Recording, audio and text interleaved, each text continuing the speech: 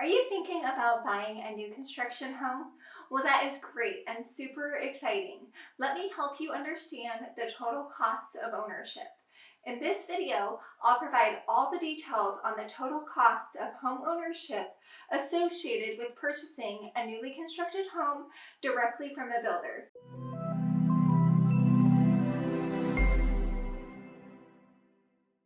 Hi, I'm Lynette Jaiswal with Homes by Lynette, brokered by eXp Realty, here in sunny San Diego.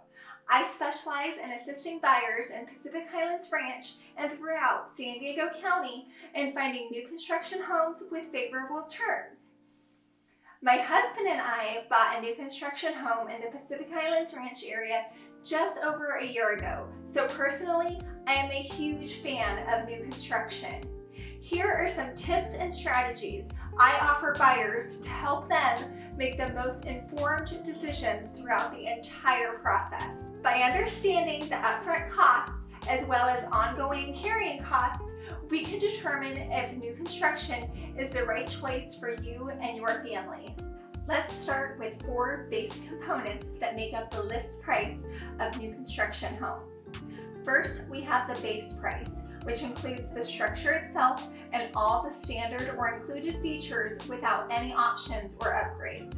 Builders use this base price to establish the starting point for pricing for a particular development. Determination of base prices of new homes vary from builder to builder, as each builder tends to offer different included features. Also, it's important to note that since homes are typically sold in phases, the base price of the homes tend to increase from one phase to the next as the builder progresses throughout the build-out of the development. Second, there is the home design fee, which is in relation to the layout of the home. Different new home communities will typically have several floor plans to choose from and will have varying base prices. Third is the lot fee. Builders assign different premiums to lots dependent on the factors such as whether the home site has a view, total square footage of the home site, usable space of the home site, and location of the home site. For instance, home sites with a view compared to one without a view tend to garner higher premiums. Same with corner home sites. They tend to have a higher premium. Now say there's a corner home site with a view. That will most likely have a double premium for that particular home site. Finally, there's the cost of options and upgrades, my favorite. This is where you get to customize your home to make it look the way you want it. But be careful, because this is an area that can quickly add up and make the price of your home go up. Options and upgrades can vary vastly from builder to builder. For example, you may have heard of Lennar Homes' signature Everything's Included package of popular upgrades for no additional costs, whereas builders like Pardee offers a wide array of options and upgrades that are seemingly endless to customize your new home. However, don't let this confuse you as one being much more expensive than the other, because really it's just how the builders market their products, which is the homes they are building. What I recommend for my clients is that they have a must-have list and a wish list of options and upgrades they would like in their new home.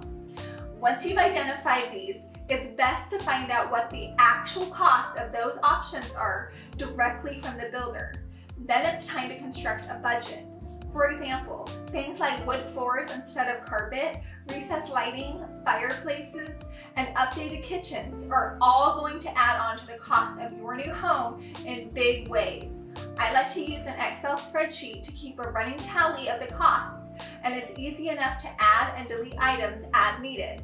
You may have to prioritize which options are most important to you if the total costs make you go over budget, as it is easy to do. While it seems challenging, it's important to find a balance between getting the things you want and staying within budget. Be aware, on average, buyers invest anywhere from 5 to 10% and sometimes even as much as 15% of the purchase base price on options and upgrades. By the way, please keep a lookout for the other videos I have going over the options that give the best return on investment, because quite frankly, not all options are going to add value to your new home. Now that you understand the costs associated with purchasing a new construction home, let's move on to the closing costs. These will differ based on the city, the community, title company being used, and whether the buyer is paying cash or taking out a mortgage.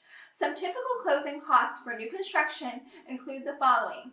First, mortgage-related closing costs. Some examples include appraisal fees, credit report fees, loan origination fees, and title insurance. Your loan officer will provide a breakdown of all of these fees on the closing disclosure before you sign the loan documents. Second, there are the transaction-related closing costs. Often that include escrow charges and settlement fees, which are typically a flat fee, property survey taxes, recording fees, and transfer taxes. Again, the closing disclosure will have these outlined as line items. And third category is prepaid charges, such as mortgage insurance, homeowner's insurance, property taxes, and community facility district taxes, also known as Melrose. Note that closing costs can be negotiable. Many builders offer incentives to cover a portion or all of the buyer's closing costs if they use the builder's preferred lender. But be careful when using the builder's lender who pays closing costs, because that loan could actually be costing you more over the life of the loan than what you'd be saving in closing costs. I covered this also in another video, so keep a lookout for that. So now we've covered the cost of home ownership to purchase a newly constructed home, as well as closing costs. But we can't forget to talk about what's not included in the costs I've discussed here so far. Here are some additional out-of-pocket expenses that will likely be incurred soon after you move into your new home and should be budgeted for. Appliances, light fixtures and ceiling fans, blinds or window coverings, closet built-ins, garage shelving or storage, floor coatings such as grout sealer or epoxy in the garage, landscaping, and furniture. Although there are occasions where you can buy a model home with all or some of the furniture used for staging. And lastly, the moving costs.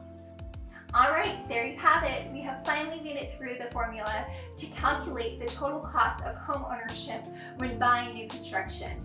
I hope you found this video useful, and don't forget to hit that subscribe button below and hit that bell icon so you can be informed when I put out other videos on this exact topic. Also, feel free to drop a comment below to let me know your thoughts or if there's any specific topics you'd like me to provide. If you have any questions at all about buying new construction in the Pacific Highlands Ranch community or anywhere else throughout San Diego County, I am always here to help. Please feel free to email, text, or call me anytime. I truly enjoy helping people find their dream home and being a resource of information for all things real estate. I'm always here to help you buy and sell real estate with confidence. I'll see you in the next video.